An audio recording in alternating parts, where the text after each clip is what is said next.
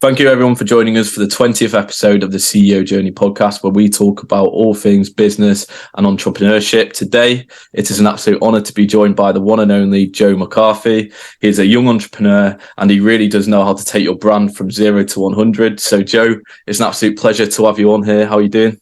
Good, man. I appreciate you having me on. No, well, definitely. I'm sure, you've got a lot of interesting topics to talk about, and I just can't wait to get into this episode. But, first of all, it'd be great to just learn a bit more about your backstory as an entrepreneur.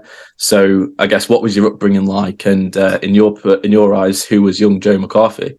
Yeah, 100%. So the funny thing is I've always kind of been interested in, business, entrepreneurship, working for myself. So I grew up on a small farm in, Northern Virginia in the US. And ever since I can remember, I've always been interested in raising animals. So I remember my dad, he bought a batch of chickens, 6 chickens, little baby chicks, when I was 6 years old. And I basically fell in love with raising them. So I raised them up until they were, grown, so they were starting to lay eggs. And then basically before I knew it, we were packing the fridge with eggs and my mom was just giving them away. And I was like, what could we do if we actually start selling these? Right. So she'd just give them away for free. And I'm like, you could charge a couple bucks for, a couple dozen. Right. So I was like, maybe there's a small business opportunity in here. So I basically decided to just start selling, eggs. And then that quickly grew to, raising other animals like turkeys, sheep. I actually raised chickens for meat, right? So I would actually sell whole chickens to people. And I came across one issue, which is I had tons of product. I had, plenty of meat and plenty of eggs, right, to sell people, but I didn't have customers. So I found myself with stocked up freezers and fridges, full of product, but nobody to sell it to. So I was doing old school things, putting out road signs, just knocking on people's doors, asking my parents' friends, if they'd buy something. I was getting very desperate to find clients. And a lot of people in entrepreneurship also have that same issue, is lead generation, right? Finding people to actually buy their services and their products. So around that time, I came across Facebook and Instagram, funny enough. So I think I was probably 14 years old by then. I basically decided using Facebook and Instagram to sell these products. So I built a small personal brand because I saw other farmers actually posting kind of their day-to-day life, on social media. So when I was about 14 or 15 years old, I decided to kind of do the same. So I started posting the products, posting my life on the farm. And that quickly grew, to a few thousand followers, each on Facebook and Instagram. And then before I knew it, I was selling out. So that's when it kind of clicked in my head, maybe social media is a little bit more powerful than I thought. And obviously fast forward, we can kind of get into the details with the branding and stuff, but that's basically where it started. Before we get back into the video, I thought we'd just have a quick word from our sponsors, and all you e-commerce brand owners will absolutely love this. So we all know in e-commerce that 60 seconds is democratizing pricing. With fair and flexible price options on an exit intent, Shopify users can turn back up to 49% of their targeted users, which is just incredible. And we all know personally, I know this, and I'm sure a lot of you guys know this, that purchasing is pretty much impulsive, and that pricing is probably the main consideration when taking that decision. And with the support of 60 seconds, you can find the most optimum pricing for each of your clients, and that will encourage them to be more open to your brand. So you'll not only see a rise in your profit margins, but also that key brand loyalty, which is just so crucial. So you can install the app on your Shopify by visiting the website below in the description for more information. As I said, I'll put the website link in the description. But for now, we'll get back into the video. Thank you very much. Definitely. So was all the posting that you were doing for the farm business, was that all organic or? Yeah. And I guess what I'd be interested to learn about, how were you at school? Did you know that you were different to other people, or, what was the case with that? Yeah. So I was about 14 years old when I did the farming, and I, quickly went to high school right after age 16, 17. And around that time, I just remember hating school. Honestly, I was not a bad student. I wasn't lazy. I just the academics just never clicked with me. I just never understood it. So I didn't get terrible grades. I had probably C's, B's, minuses the entire time I was at school.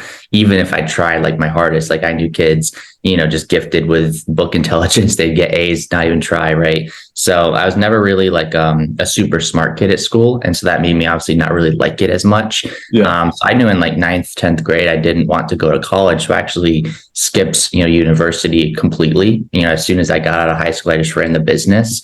But in high school, like I was still like doing business stuff. I was selling Airheads, selling candy, to people. I would make like, almost $1,000 just selling candy, to people. And then I'd also, that was around the time where I also got introduced to the agency that I work with currently, which is where we, scale up brands stuff. We can get into that. But I would be like closing deals, like in the bathrooms there. Like I'd just be basically working at any chance I could get right at school.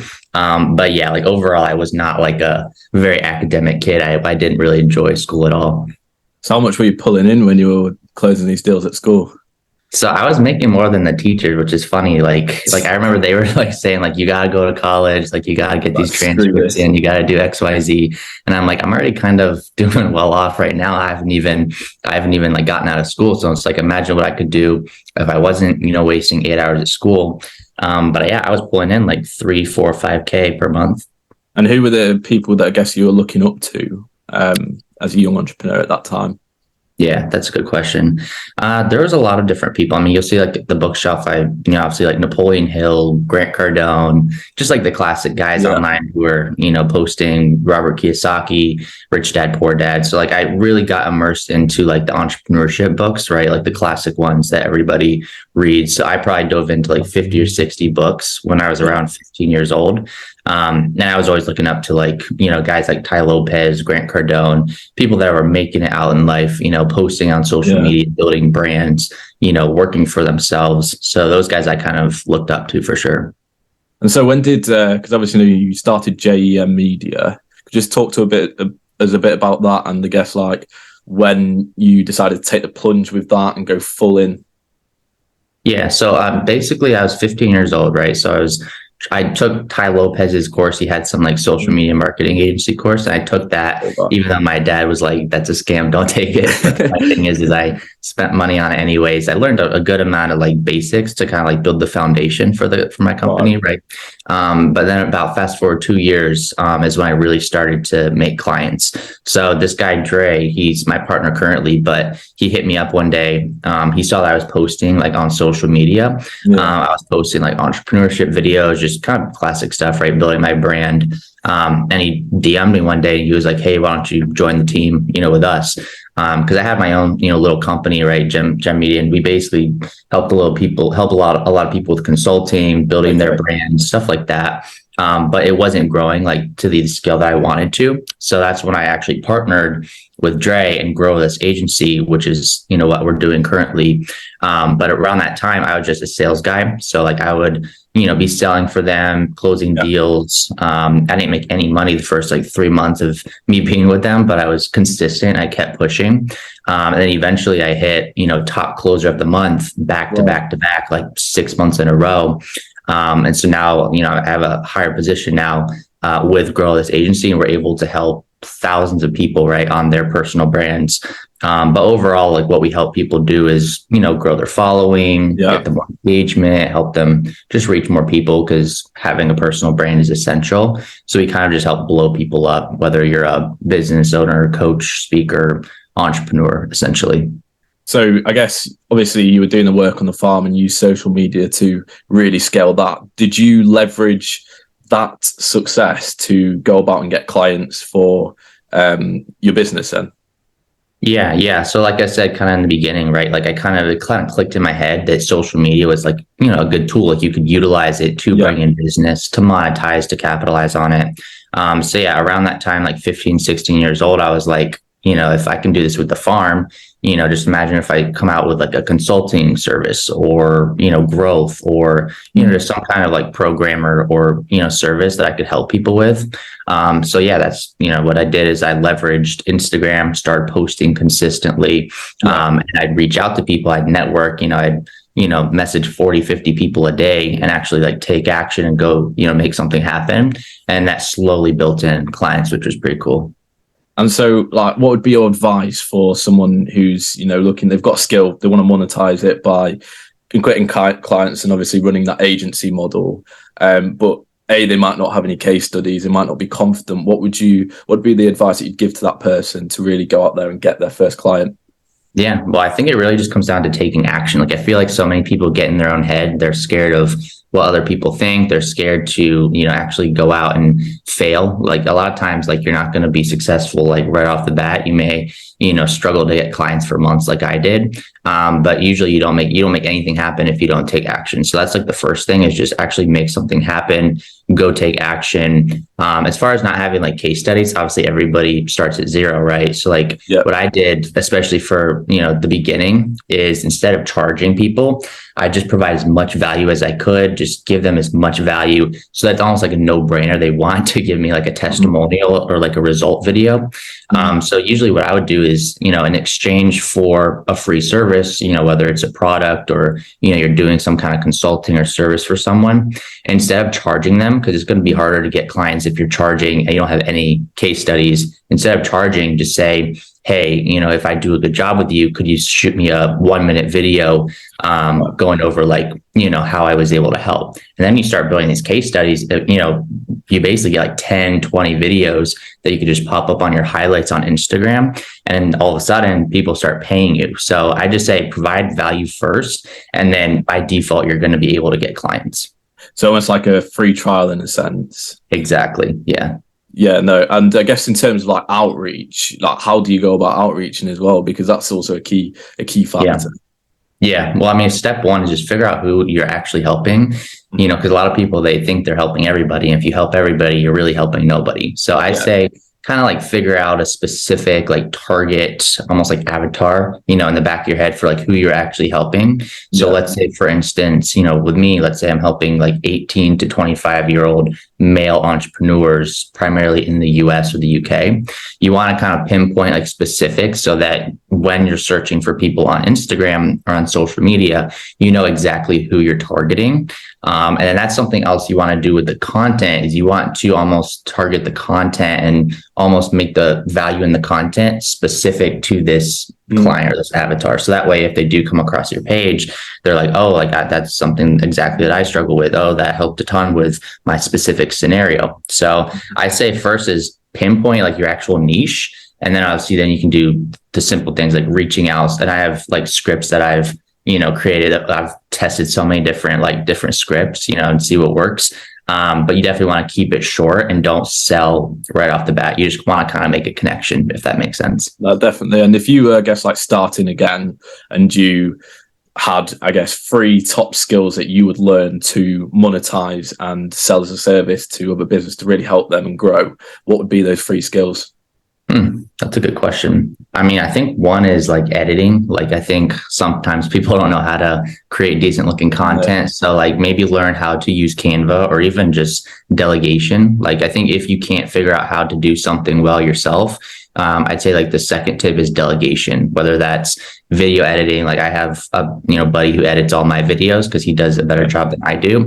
So, video editing, delegation with like responding to messages. I think that's another key, is just having help, being able to delegate. I think that's a good skill. And as far as a third skill, I mean, I feel like being able to talk, in front of camera, I think is a really good skill. And that's something that even I struggled with early on. But going back to kind of taking action, you just have to get started. You just have to put out that first video, because if you can build this, repetition and this consistency with putting yourself in front of camera, it'll build confidence in like every area of your life. So I would say step 3 is, or like the third one would be just putting yourself in front of camera and being able to be confident, making a video of yourself and posting that out there. And I guess obviously your specialty is short form content, and I've been watching your reels and you're an absolute master at that. So I guess what is the key to creating such quality short form content? I appreciate that. Yeah. So I think there's a saying, you want to tell them what you're going to tell them, then you want to tell them, and then tell them what you told them. Right. So you basically want to almost give them like a hook, right? So you can get people in, drive attention. And then you want to tell them the actual like meat of the video, and then you want to have a conclusion. So it's almost like you have a story, right? But you want to have an opening, which is the hook. You want to have the middle, which is like the actual information, and then you want to have some kind of conclusion or almost like a call to action. You'll notice with a lot of my videos or even just regular posts, they have a call to action, whether that's to like or leave a comment, share, something like that. That's kind of been my key with creating short form content. And as far as like the video process, like I'll write out like a script, but you don't even really want to read word for word a script, because then it sounds like a robot. So like what I'll do is I'll write out like a rough script and like a draft of like what I want to talk about. So I have like the gist in the back of my mind. But I don't read it when I'm making a video. I kind of just, go with the flow or kind of wing it, because usually if you try to read word for word, it makes it 100 times harder. So like I'll just kind of wing it and just say, kind of like speak from my heart. And I found that actually produces much better quality videos. No, definitely. And I guess that leads us nicely onto personal branding. And obviously, you're way surpassed 300k followers on Instagram. You're absolutely killing it. Your reels, I've seen some of your reels and they get like 1 million views, which is just incredible. And so how did that start for you then? Because obviously you were posting like way before. Yeah. But I guess like just generally, how did that start? Yeah, I mean, like I said, like I put out a couple videos and I struggled like actually putting myself in front of camera. I struggled with posting my first video. I asked my girlfriend, like, should I post this? Like, I feel like it's not good enough. And like, I probably took like 30 retakes because I was so nervous, right? And I think that happens to a lot of people, and they kind of idolize or look up to these guys like Grant Cardone or Tony Robbins or Ed Milet, and they're like, how are they able to just go through like a video first take and they're perfect? And most people don't see like the behind the scenes or like, where they started. And that's because a lot of people, they don't start out being super good in front of camera, but especially in the beginning for me, what I would do is I'd just film myself. I used to read word for word my script because I didn't know how to, wing it or put myself in front of camera. But like I said, building that repetition, eventually like it just became so much easier. So like maybe, 3 years ago when I made a video, it took me 2 hours to make it. Now it's like I can sit down on a Saturday and batch my content. I can create 7 or 10 reels for that whole entire month's worth of content, and I get it done in 3 hours, on a weekend. So I think it gets a lot easier, and that's where I started. Just like pretty much everybody else, is I was nervous. Took me forever to actually post and get my confidence up. But like I said, if you don't put yourself in front of camera and just take action and post it, you're really not going to get anywhere. Yeah, and what would you say to the people? Because I'm sure, like, if you watch your videos, the camera quality is amazing. Everything looks so in check. And some people will say, look, I've got a crappy phone, terrible quality. What do I do? What would you say to those people? Yeah, 100%. That is one of like the biggest excuses I hear for people not doing it, not actually creating content. And the funny thing is I have over 200 pieces of content on my page right now from the past like 5 years. And up until like 2 months ago, I never used like an actual camera. I use my phone. I use like a cheap mic that costs $20, and I have like a tiny ring light, that probably also costs like $15 from Amazon. So like I hear people say like, oh, I don't have a nice camera. Like, oh, I don't have $2,000 to go drop on, equipment. And I'm like, you don't need like equipment. Like some of the best videos that go viral and get out to people are just shot on an iPhone, like selfie mode. Right. So like you really don't need, a ton of equipment. And I think that's one excuse that I hear a lot, especially with young guys, is they think it has to be perfect. You need to have the perfect equipment, which isn't true. Like most of the time, like I said, some of the best videos, are just shot on a regular phone. And basically everybody these days has an iPhone or some kind of, device that has a camera that's better quality sometimes than a lot of $2,000 Sony cameras out there. So like you have it in your hand. It's really just a matter of, not making excuses and just taking action. And I guess like, what is your motivation behind actually making content? So I actually heard something. I don't know if you know Patrick Bet David, but Yes. recently one of his quotes really hit me. I actually made a reel about it, and it was something like, I think you I don't. saw it. I absolutely love that one. If it's the one I'm thinking about, yeah. Yeah, like you don't create content to like sell or create like business. You're creating content for like future generations to be able to look back and like learn from you. So like I didn't even really think about it in that aspect, like, a year ago, but I'd say like the past like 30, 40 pieces of content, that's kind of been my motive is like, I don't really want to just post content for business. While that's super nice, right? And that'll happen. It's more so for other people to be able to like see my legacy. It's almost like writing a book, right? It'll live on past me. I want like tons and tons of content out there of me, tons and tons of value out there. So that way, if my, future like children, grandchildren, great grandchildren want to learn about me or look back on, my success or like my views, right? They can just look at my content. So I'd say like that's probably the biggest motivator for me right now. And I'd say starting out, it was more so just to build a presence, just to get out there, because at the end of the day, like, if you don't create content and if people don't know you, then they're not going to buy from you or learn from you, if that makes sense. That makes complete sense. Yeah. And I guess like nowadays, how important is it to have that strong personal brand? I mean, it's essential. Obviously, like, having a personal brand is literally like, it's like your new business cards, your resume. Like these days, most employers, they're not really looking for like a piece of paper or a degree. A lot of them are just going to look at your social media and see kind of what you're posting. So like if you're posting like going out and partying and, getting drunk or whatever, it's like, are they really going to want to hire you? Right. Versus let's say you have like a really strong personal brand, you have a decent following, you have great ideals and great information in your content. They're going to be much more enticed to partner with you or work with you. So I'd say like it's literally like almost like a degree these days. It's like your new resume. So if you don't have a personal brand, you're quickly falling behind because there's so many different opportunities you can have and get, if you have like a solid brand. And I guess like leading on from that, what are the key benefits of having that personal brand? Because obviously, it's a CV at the end of the day. It's an online CV that people can look at. It gives you credibility. But in terms of actual benefits that you've been able to reap from building such a strong personal brand, what would they be? Yeah, well, I mean, obviously for me, right, I've gotten 90% of my business just through Instagram. So like for me, it's brought in a huge amount of business, money, success. But even on top of that, networking, I think that's super underrated. You could literally reach out to like some of the most successful people in the world, on social media, and they'll actually like respond to you, right? Like you could get tons of, amazing guests just through Instagram, having a personal brand, where otherwise like, 10, 20 years ago, there's no way in hell they'd actually like, respond to you or, message you back on an email or a call or a letter, but these days it's like you could be a young nobody and reach out at, to like Tony Robbins or Ed Milet or just, somebody who's actually making it. And they're going to respond. They might even hop on like a call or, they might even hop on your podcast and have a direct conversation with you. So I think networking is like a very underrated thing because you can reach out to hundreds of people, on social media. And that's one thing that I've utilized a lot. Like you'll see I'm following like 6,000 plus people. It's because I've been able to network with so many people just using Instagram. Have you been able to reach out to a lot of these people having that brand? Yeah, 100%. It's been super awesome. Like I talked to Jason Stone. He's the owner of Millionaire Mentor. He has like a 10 million follower page or something like online. It's super dope.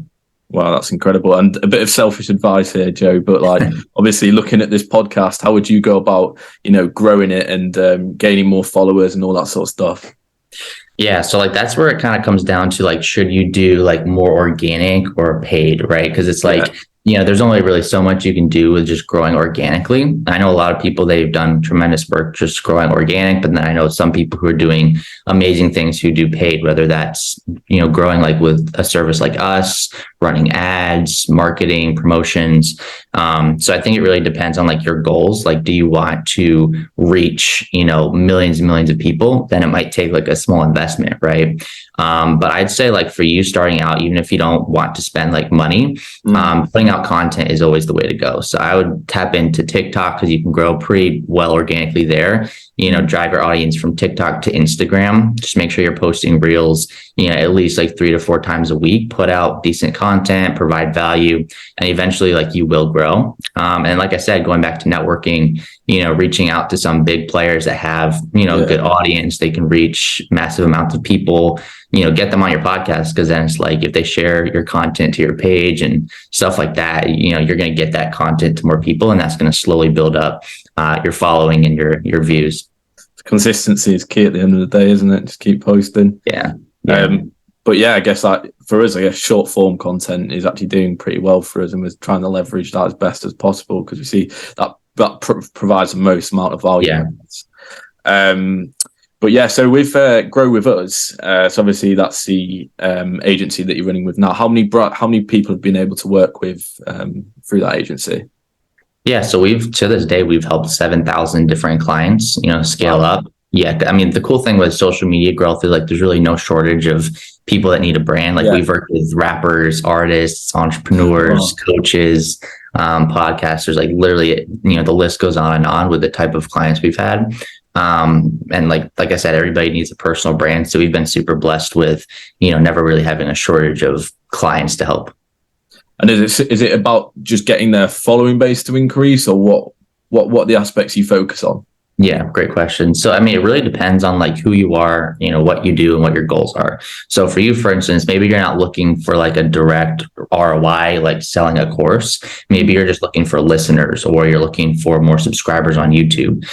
So it really depends. Like if you're a podcaster, you're probably looking for more views, more subscribers, more credibility, so you can reach out to those big name players. Mm-hmm. If you're an artist, you're looking for more downloads, more listeners. But I work with a lot of coaches, a lot of entrepreneurs and business owners, and people in real estate. So especially for people that have services, they have products to offer people, or they have just valuable content that they want to get out. If you build the following, like you said, it gets more credibility, builds more trust. So we've seen people actually like 10x, 100x their investment with us. If they spend, a couple thousand with us and they get 30,000 followers, let's say 10 of those become clients and pay this guy $3,000 a piece, right? You just made like 30, 40, 50,000, extra dollars, where all you had to spend is a couple thousand on marketing. So a lot of people are looking to get like a return, get like a ROI, bring in business. But then again, it really just depends. Some people just want like followers for the sake of followers. Yeah. And some people do want to just get more listeners, downloads, clients. It really just depends, if that makes sense. And I guess in terms of monetization of a personal brand, obviously we've touched on the fact that it can open a hell of a lot more doors for you, which obviously is true. But what the other, I guess, monetary routes that someone can take with a strong personal brand? Well, actually, Instagram and YouTube, and I believe TikTok as well, they're all like actually like willing to pay you, to put out content, especially with short form content. Yeah. Like there's these things called bonuses, right? Where you can literally get paid to put out, content, videos, and you'll get paid based off views. YouTube has been doing that for years, and there's people making killing just by posting YouTube videos. So having a strong personal brand is also just going to get you paid like directly through social media. So that's another cool, thing that I've recently tapped into with, Instagram specifically is, putting out reels, getting more views. You can like literally monetize, the videos and the views directly through those platforms. Right. Okay. And I guess time back to the agency now, where do you see that in the next 5 to 10 years? What's your vision with that? Yeah, that's a great question. And that would also be a question for my partner, Dre. Like he's definitely like the long-term vision type guy, right? Like I'm looking like 3-5 years. Like I think this could easily be, a $30-50 million company. Wow. So I think, let's say 5 to 10 years down the line, I think we're probably going to sell it to, maybe a big player and sell it for like anywhere from 10 to 50 million. So we'll obviously all get a cut of that. I think that'd be super dope.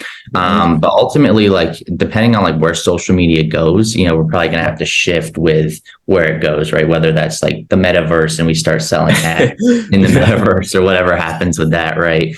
But I honestly see like Instagram specifically, I think it will be here for at least, 5-10 more years. YouTube, I think will be even longer. So we're just going to continue, going with the flow and, selling as much as we can and maximizing as much as we can while it's still here. So just, I guess, elaborating on that, where do you actually see the future of content going and how would you best capitalize on that now? Yeah, that's a great question. I mean, obviously, we really don't know for sure. Like, I honestly have no clue.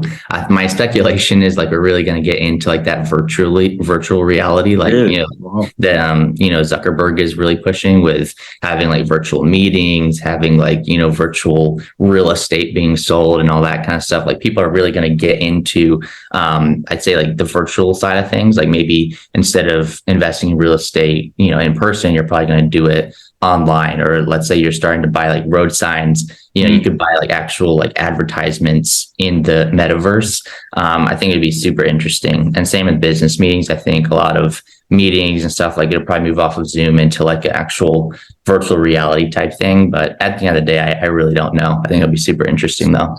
Speculation, but no, it's great to hear your insight on that.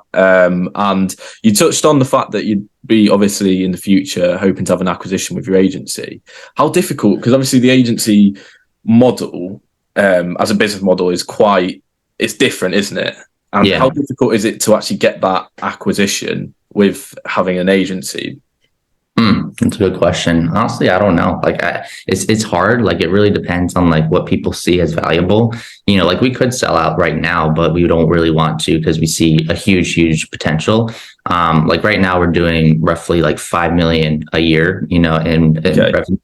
But if we can hit like 10, 20, 30K, like me and my partner Dre, we're actually shooting to hit like over 1 million, each month, right? 1 million in sales each month. So if we can hit that, we can see a huge return. And obviously, it's really a numbers game for like investors and people buying. So if we can kind of just show that we're obviously more valuable, more clients, I think that's at the end of the day gonna increase our worth, if that makes sense. And do you have an office, or are you just working from home?